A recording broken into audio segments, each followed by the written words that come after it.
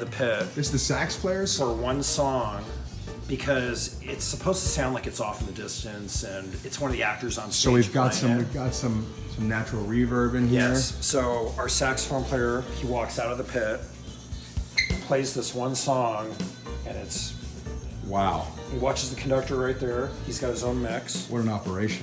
And then he's got to go walk back to the pit. Go back up. And back to work. Nice.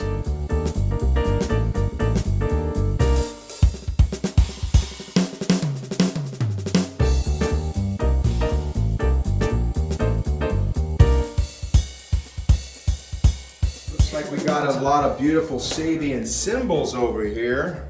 Yeah, this was, so one of the key things starting over here needed the Piatti chinas, and obviously it's not a particular model that you can go buy because we were trying to get a specific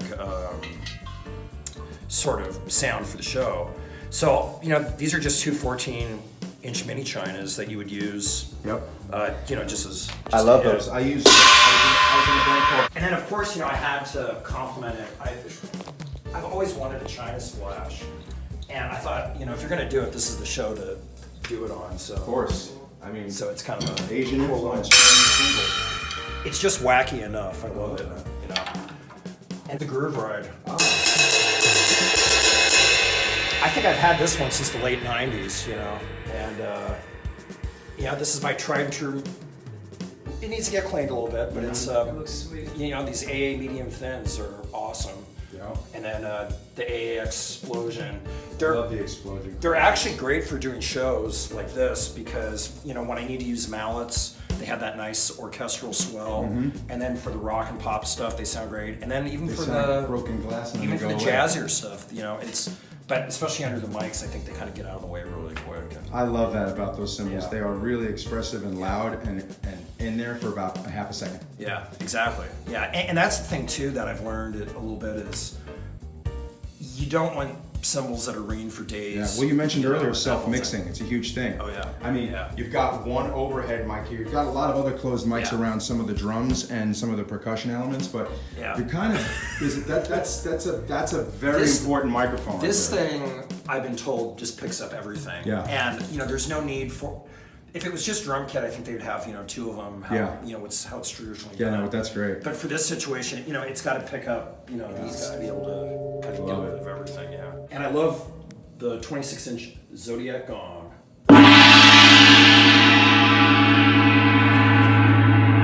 I think that actually said Saigon.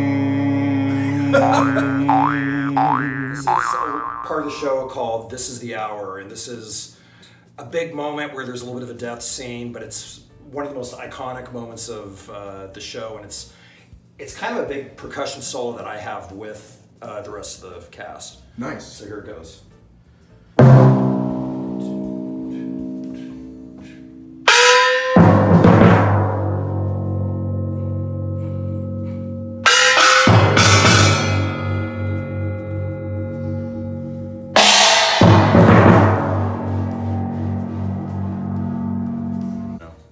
This is you gotta wind this guy up, Oh wow. and then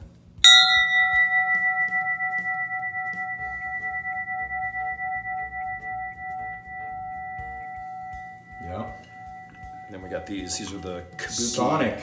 clappers.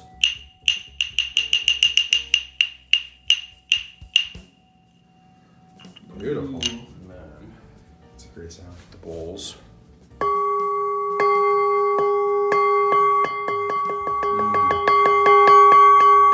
Are those meditation bowls? Yeah, exactly. And then this is the big boy.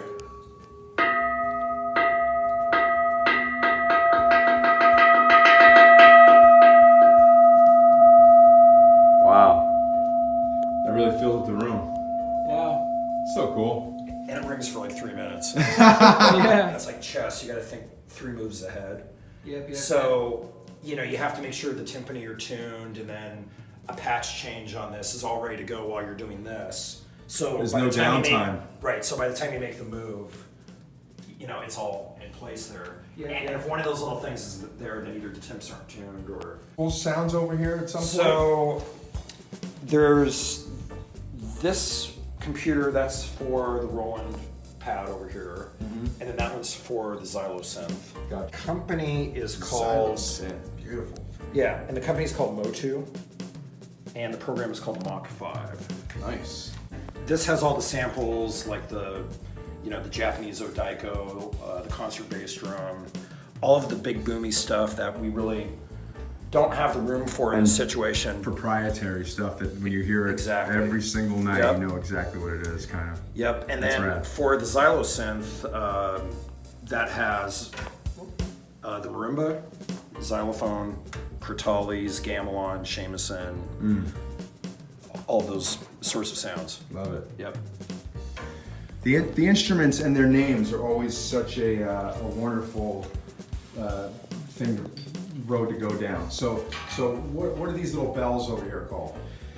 Right, so in the part, they're just called chings. Right. Or it'll just say small ching. Right. So it's for most of those softer moments, and I've got 2 of them. Nice. That's just 2 of the 2 million bells that Russ has here in Miss Saigon. Russ, why don't you just give us a little overall bang of those? Yeah, so we have 3 Thai bell trees for the show.